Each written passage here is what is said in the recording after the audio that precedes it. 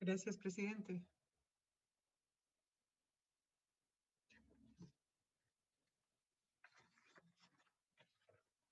Gracias, presidente. Buenas tardes. Un saludo a todos los colegas asambleístas y al pueblo ecuatoriano. En este segundo momento del debate de este proyecto de ley declarado de carácter urgente de iniciativa del presidente Lenín Moreno, es imperioso, presidente, revisar cuánto se ha recogido por parte de la comisión especializada que ha dado el tratamiento respectivo, las advertencias que se hizo en su momento en el pleno de la Asamblea en el primer debate. Me refiero concretamente, presidente, a algo que ha sido ya muy recurrente por parte de la intervención de algunos asambleístas respecto de que este informe presentado por la comisión no recoge varios puntos y preocupaciones relevantes que fueron planteados en esa discusión parlamentaria, especialmente cuando no vemos una motivación sustantiva respecto de los indicios de inconstitucionalidad de varios artículos, que hubiera sido importante que se empiece primero por argumentar y desvanecer estos argumentos. No se trata de que algunos miembros de la comisión simplemente expongan los artículos de la Constitución, como es en el caso del artículo 141, 261 y 303, y nos hayan inclusive puesto en pantalla. Y realmente es asombroso cuando se nos invita inclusive a leerlo de manera literal, constatar de que los mismos establecen la exclusividad de la función ejecutiva respecto de lo que implica sus atribuciones esenciales en dictar la política pública económica y dentro de ella la política monetaria. Y sin embargo, en el proyecto de ley, sin embargo, digo, se privatiza esas decisiones. A eso nos referimos cuando muchos de nosotros utilizamos el término de privatizar. Se privatiza las decisiones, es decir, se niega al sector público, en este caso representado por la función ejecutiva, en los artículos así establecidos en la Constitución. Yo creo que este es uno de los puntos fundamentales que aún persiste en este informe presentado por la comisión. Y efectivamente tiene que ver mucho esto entre las contradicciones del propio Ejecutivo, presidido por el presidente Lenín Moreno, cuando se envía de carácter urgente este proyecto de carácter urgente económico. Y la pregunta sigue persistiendo. ¿Para quién es urgente? ¿Para quién es urgente? Urgente que impide necesariamente, así lo estamos viendo, un debate mayor de todos los sectores, porque cuando hablamos de política económica de un país, no debemos entender únicamente este circunscrito al sistema financiero de ese país. La economía del país va mucho más allá del sistema financiero. Y eso es precisamente lo que nos preocupa cuando el carácter económico limita realmente un mayor debate y no vemos a otros sectores productivos siendo parte del análisis de lo que podría significar el impacto económico de este proyecto. Esa es la mayor preocupación. El carácter económico urgente de este proyecto no se justifica por ningún lado, porque cuando se trata especialmente de buscar la responsabilidad de la política pública en el ámbito económico, este proyecto lo que hace es precisamente encubrir al responsable político, que es el presidente de la República, cuando representa a la función ejecutiva respecto de las consecuencias que podría tener esta política económica que estamos pretendiendo en esta tarde debatirlo, impedirlo que se apruebe y advertirle al pueblo ecuatoriano las nefastas consecuencias. Mucho me temo que más pronto que tarde el presidente de la República, que asumirá muy pronto la responsabilidad de este país, tendrá justificación más que suficiente para indicar que no fue él quien propuso la ley, que él simplemente tendrá que desarrollar la política en función de las condiciones limitadas que tiene el Estado para atender temas prioritarios como la educación, por ejemplo, como la salud.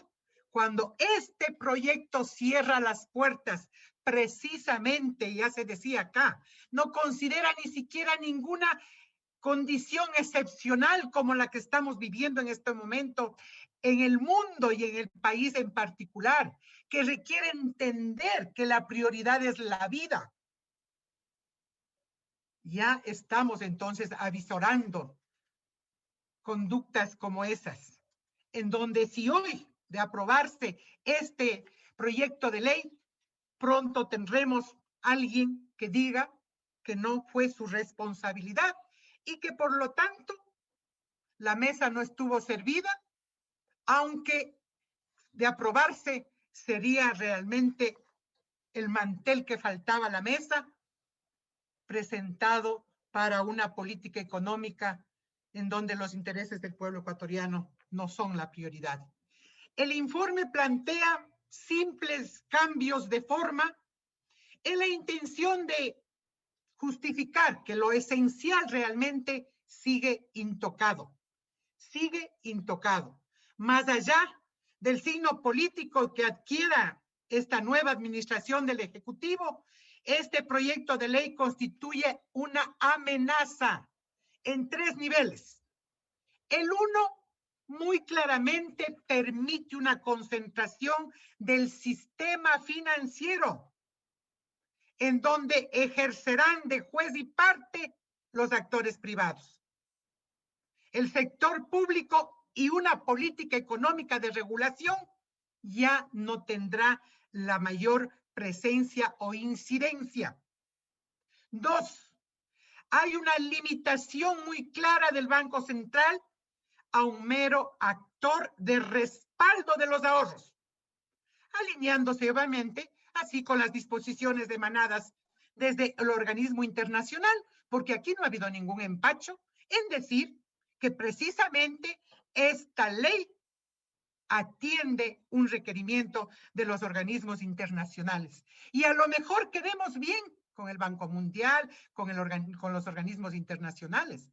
Pero la respuesta que nosotros debemos dar, al menos en estos 20 días que nos queda como asamblea, es qué hemos hecho para, a través de una norma, garantizar precisamente lo que le corresponde al Estado, que es el derecho a la salud, que en este caso, el día de ayer, acaba nuevamente el COE Nacional de advertir una alarma respecto de que en 16 provincias tendríamos que tener ya mayores restricciones y los hospitales se debaten sin insumos, sin medicamentos y aún también sin personal.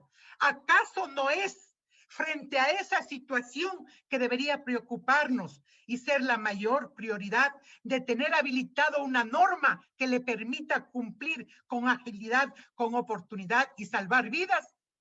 Entonces, el carácter urgente no es precisamente los intereses del país, son otros los intereses que están detrás de esta ley. Y el tercero, esta ley posibilita la salida de capitales y con ello la afectación a la dolarización.